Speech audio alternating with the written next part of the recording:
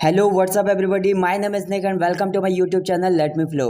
Guys, आज के इस वीडियो में मैं कुछ इंटरेस्टिंग इंग्लिश वर्ड्स के साथ साथ कुछ इंग्लिश फ्रेजेस और कुछ फ्रेजल वर्ब्स के बारे में बात करूंगा। तो चलिए गाइस, फटाफट से वीडियो को स्टार्ट करते हैं। पहले मैं बात करूंगा, you should not flout the laws by not wearing the helmet. यहाँ पर फ्लाउट सिंपली एक वर्ब है। इसका मतलब होता है किसी कानून की अवज्ञा करना, मतलब किसी कानून का उल्लंघन करना या फिर किसी नियम का उल्लंघन करना, उसकी आज्ञा ना मानना। तो यहाँ पर ये बोला जा रहा है कि हेलमेट ना पहनकर तुम्हें कानून की अवज्ञा नहीं करनी चाहिए या फिर कानून का उल्लंघन नहीं करना चाहिए। Next one is it's a repugnant smell, I can't even stand here. यहाँ पर रिपग्नेंट सिंपली एक एडजेक्टिव है। इसका मतलब होता है कि कुछ है जो बहुत ज़्यादा अरुचिकर है, मतलब बहुत ज़्यादा नापसंद है। तो यहाँ पर ये बोला जा रहा है कि ये बहुत ज़्यादा गंदी स्मेल है या फिर बहुत ज़्यादा नापसंदगी भरी स्मेल है या फिर गंध है, मैं यहाँ पर खड़ा भी नहीं हो सकता। नेक्स्ट मैं बात करूँगा, by watching this video it can be gazed that how bad situation is in Assam. यहाँ पर गेज सिंपली एक वर्ब है। इसका मतलब होता है किसी चीज़ का अनुमान लगाना या फिर किसी चीज़ का हिसाब लगाना। तो यहाँ पर ये बोला जा रहा है कि इस वीडियो को देखने के बाद ये अनुमान लगाया जा सकता है या फिर ये हिसाब लगाया जा सकता है कि आसाम में कितनी बुरी सिचुएशन है या फिर आसाम में कितने बुरे हालात हैं। Next one is her legs were trembling when she saw a snake in the kitchen। यहाँ पर tremble सिंपली एक वर्ब है। इसका मतलब होता है कांपना या फिर थरथराना, किसी डर की वजह से या फिर ठंड की वजह से। तो यहाँ पर ये बोला जा रहा है जब उसने किचन में एक सांप को देखा तो वो डर की वजह से कांप रही थी या फिर उसके पैर डर की वजह से कांप रहे थे। Next one is the students conspire to steal the test answers. यहाँ पर कंस्पायर सिंपली एक वर्ब है। इसका मतलब होता है किसी के साथ षड्यंत्र रचना या फिर किसी के साथ मिलकर साजिश रचना। स्टील वर्ड को हम एक वर्ब के रूप में यूज़ कर सकते हैं। इसका मतलब होता है किसी चीज़ को चुराना, मतलब चोरी करना। तो यहाँ पर ये बोला जा रहा है मतलब टेस्ट में जो भी आंसर्स आने वाले हैं, मतलब टेस्ट में जो भी प्रश्न पूछे जाएंगे उनके आंसर्स को चुराने की छात्रों ने साजिश रची या फिर षड्यंत्र रचा। नेक्स्ट मैं बात करूंगा, you paid through the nose for this car.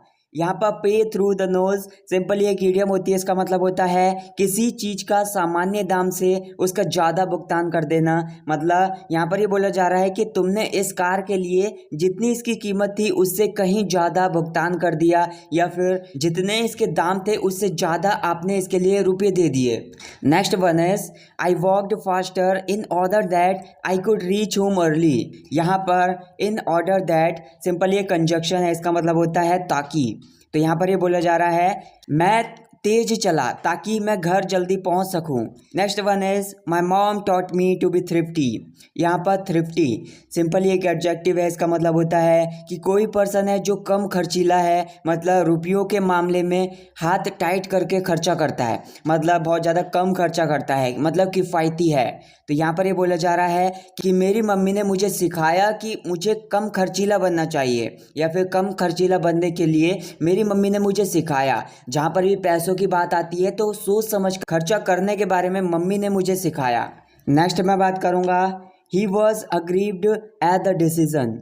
यहाँ पर अग्रीव्ड सिंपली एक एडजेक्टिव है। इसका मतलब होता है कि कोई पर्सन है वो किसी अनुचित व्यवहार की वजह से या फिर गलत व्यवहार की वजह से क्रोधित हो जाता है, मतलब वो बहुत ज़्यादा क्रोधित है कुछ गलत के लिए। तो यहाँ पर ये बोला जा रहा है गलत निर्णय लेने पर वो बहुत ज़्यादा क्रोधित था या फिर अनुचित निर्णय लेने पर बहुत ज़्यादा क्रोधित था। Next one is his business is moribund. यहाँ पर मॉरिबंड सिंपली एक एडजेक्टिव है। इसका मतलब होता है कि कोई पर्सन है वो मरने ही वाला है या फिर मरने की कगार पर है या फिर कुछ है जो ख़त्म होने की कगार पर है। तो यहाँ पर ये बोला जा रहा है कि उसका जो बिजनेस है वो बिल्कुल ख़त्म होने की कगार पर है या फिर उसका बिजनेस बहुत ज़्यादा डूबने की कगार पर है। Next one is I don't approve of your behaviour right now. यहाँ पर अप्रूव ऑफ एक फ्रेजल वर्ब होती है। इसका मतलब होता है किसी पर्सन से सहमत होना या फिर किसी चीज़ से सहमत होना, उसका साथ देना या फिर किसी चीज़ का समर्थन करना। तो यहाँ पर ये बोला जा रहा है कि तुम्हारे व्यवहार से मैं अभी सहमत नहीं हूँ। Next one is you have completely remodelled the room. यहाँ पर रीमॉडल सिंपली एक वर्ब है, इसका मतलब होता है किसी चीज को एक अलग ही स्ट्रक्चर दे देना या फिर उसका रूप बदल देना। कंप्लीटली एक एडवर्ब है, इसका मतलब होता है पूरी तरह से। तो यहाँ पर ये बोला जा रहा है कि तुमने कमरे का पूरा ढांचा ही बदल दिया है या फिर तुमने कमरे को एक अलग ही रूप दे दिया है। Next one is she had atoned for whatever she did.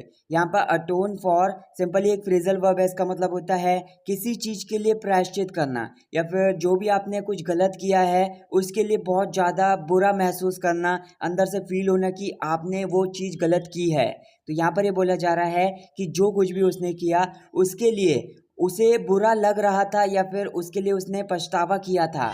Next one is she is tall and fine looking girl. यहाँ पर फाइन लुकिंग एक एडजेक्टिव है, इसका मतलब होता है किसी के लुक को देखकर उसको खुश करने के लिए तारीफ करते हुए उसको आकर्षक बोलना या फिर जैसे कोई पर्सन है वो बहुत ज़्यादा सुंदर है ऐसा बोलना उससे। तो यहाँ पर ये बोला जा रहा है कि वो लंबी है और बहुत ज़्यादा आकर्षक या फिर सुंदर लड़की है। Next one is test was easy that was done by me in no time. यहाँ पर इन नो टाइम एक फ्रेज होती है, इसका मतलब होता है कि अति शीघ्र या फिर बहुत ही जल्दी।